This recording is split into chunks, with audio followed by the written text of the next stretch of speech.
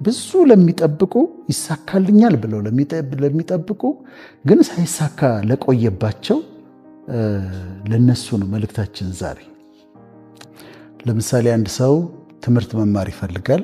ትምህርት ቤት እስኪያገኝ ድረስ ይጠብቃል። ስራ መስራት ይፈልጋል። ስራ እስኪያገኝ ድረስ ይጠብቃል። ወይም ስራ መቀየር ይፈልጋል። ያ እስኪቀየር ድረስ ይጠብቃል። ለማግባት ትዳር ፈልጋ የምትጠብቅ ሴት አለች። ተጋብተው ልጅ ለመውለድ የሚፈልጉ አሉ፣ ግን ይዘገይባቸዋል። እንዲህ አይነት ነገሮች ይዘገያሉ እና እነዚህ ነው በር የምንላቸው። ዶርስ የሚባሉት እነዚህ ናቸው። የትምህርት በር፣ የስራ በር፣ የትዳር በር፣ የልጅ በር፣ የመንገድ በር የምንላቸው እነዚህን ነው እና ይዘጉና ያስጠብቁናል። በሮቹ ተዘግተውብሽ እየፈለግሽ እንዲሆንልሽ እየፈለግሽ ሳይሆን ቀርቶ ያስጠብቀናል።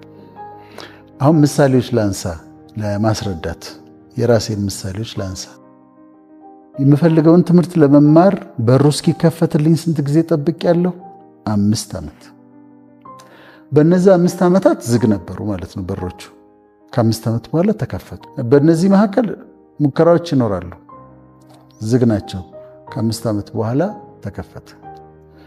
እሺ፣ የመጀመሪያው ትዳሬ ነበር፣ አጭር ጊዜ የቆየው ጠቅላላ ሲደመር 7 ወር ምናምን ነው እንትን። ከዛ ማግባት ፈለግኩኝ።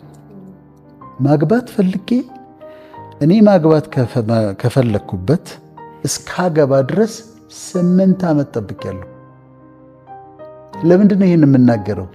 የሚጠብቁ ሰዎች አሉ፣ የዘገየባቸው ሰዎች አሉ። ማግባት ፈልጋ ትዳር የዘገየባት፣ መማር ዩኒቨርሲቲ መግባት ፈልጎ የዘገየበት፣ ስኮለርሺፕ ፈልጎ የዘገየበት፣ መስራት ፈልጎ የዘገየ። ለዚህ ነው የምነግራቸው፣ ሁላችንም እንዳለፍንበት ይሄንን ማወቅ ስላለባቸው ነው። ከዛ ይዘጋና ተዘግቶ ቆይቶ ይከፈታል፣ በሮች ይከፈታሉ።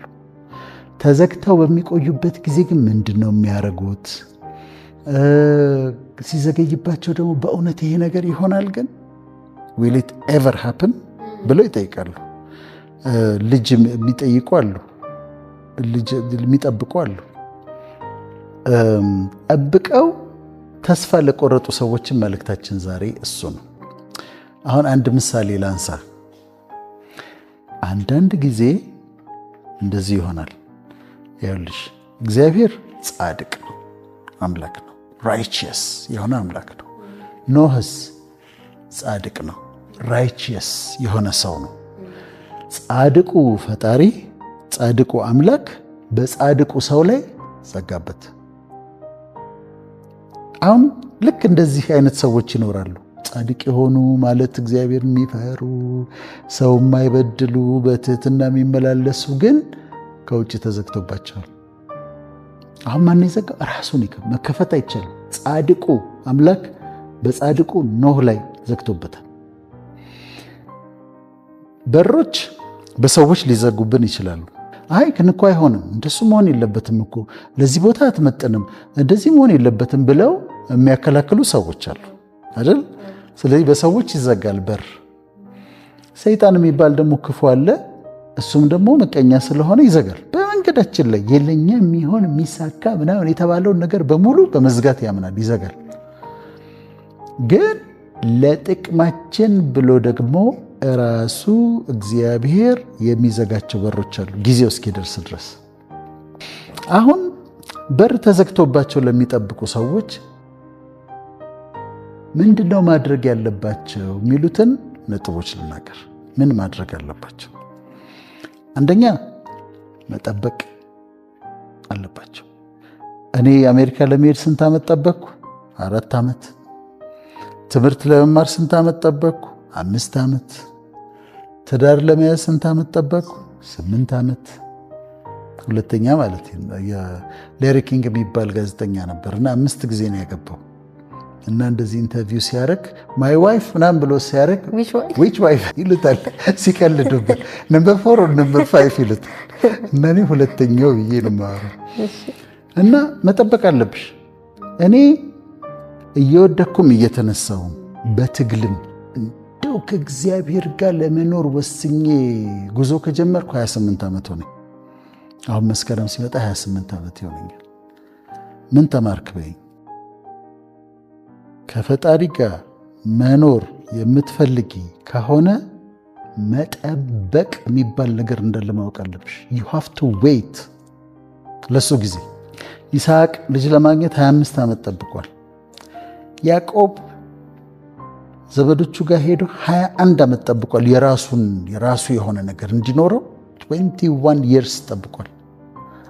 ሙሴ ተሰዶ 40 ዓመት ጠብቋል። እንግዲህ አሁን እነዚህ እግዚአብሔር የሚወዳቸው ናቸው። አብርሃምን ይወደዋል፣ ሙሴን ይወደዋል፣ ያዕቆብን ይወደዋል፣ ይስሐቅ ይወዳቸዋል። ግን መጠበቅ ነበረባቸው። ሌላ አማራጭ የለም ከመጠበቅ ውጭ። ሙሴ 40 ዓመት መጠበቅ ነበረበት። ስለዚህ የተመደበልንን ነገር መጠበቅ አለብን ማለት ነው።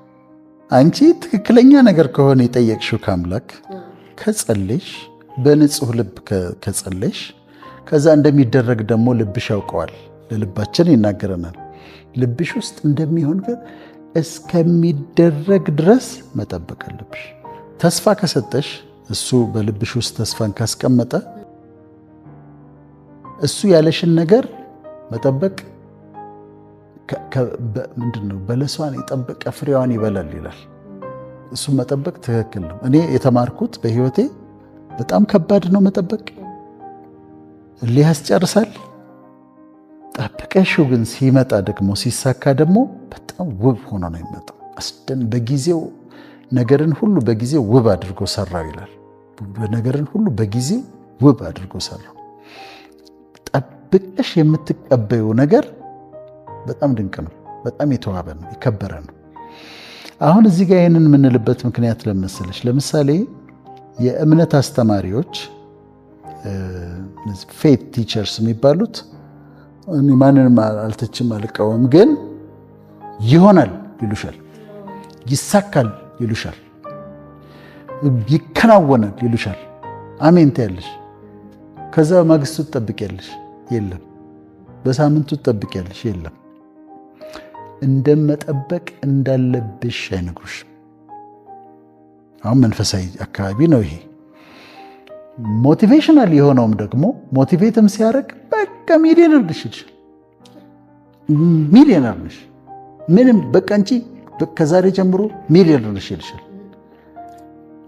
ስታይ ችግሩ ሊብስ ይችላል፣ ሊብስበት ይችላል። ችግሩ ፋይናንሻል ችግርሽ ይብሳል፣ ሸለቆ ይብስበታል፣ ተግዳሮቱ ይበሳል። እነዚህ ወንድሞቼና እህቶቼ ምንድነው የሚረሱት ነገር? ከማስተማር መጠበቅ የሚለውን ነው። ዌይቲንግ አለ፣ ዌይቲንግ ፔሪድ አለ። እሷን ማስተማር አለባቸው። ይሆናል ግን መጠበቅ አለብን። እንዲህ ይሆንልሻል ግን መጠበቅ አለብሽ። ፎር ዘ ራይት ታይም የሚያደርገው እሱ ስለሆነ፣ ስለዚህ ይሄንን ማወቅ አለብን። አንዲት ሴት ትጸንሳለች፣ ጸነሰች። ከዛ ልጁ አድጓል። አሁን ኩዊክኒንግ ምናምን ታውቂያለሽ አንቺ። ልጁ መንቀሳቀስ ጀመረ፣ ይራገጣል፣ ይጫወታል ምናምን። ጓጉታለች። አሁን 7 ወር ምናምን ሆኗታል። በጣም ጓጉታለች ለማየት። አሁን ማየት አለብኝ ብላ ብታወጣው ምንድን ነው የሚሆነው? ውርጃ ነው የሚሆነው አይደል? ውርጃ ነው። በተፈጥሮ እንኳን ቀድሞ ፕሪተርም ከተወለዱ እኮ ጆንዲስ አለ፣ ቢጫ ይሆናል፣ ኢንፌክሽን አለ፣ የጤና ችግር፣ ሳምባቸው ሰርፋክታንት የሚባል አለ። ሳምባችን እንደ ኤክስፓንድ እንዲያደርግ የሚያደርግ እሷ በጣም ይሰቃያል ልጁ። ትክክለኛዋ ቀን ማምጣት አለባት። ምን ጓጉታለች ልጇን ለማየት። 7 ወር ሆኖታል፣ እየተጫወተ ነው። ግን የምትወልድበት 9 ወር ከ10 ቀን መጠበቅ አለባት። ካልጠበቀች ሌላ ችግር ነው የሚመጣው። እና እንዴት ነው የተዘጋጀው ይሄ ዩኒቨርስ? በተለይ ከአምላክ ጋር ስትኖሪ እያንዳንዷን ነገር ጠብቀሽ ነው የምትቀበዩ። ጠብቀሽ ነው የምትጠበዩ። እና ትልቅ ዲሲፕሊን ነው መጠበቅ፣ በጣም ትልቅ ዲሲፕሊን ነው። ሁለተኛው እየጠበቁ እያሉ ባለበት መሞከር ደግሞ አለ።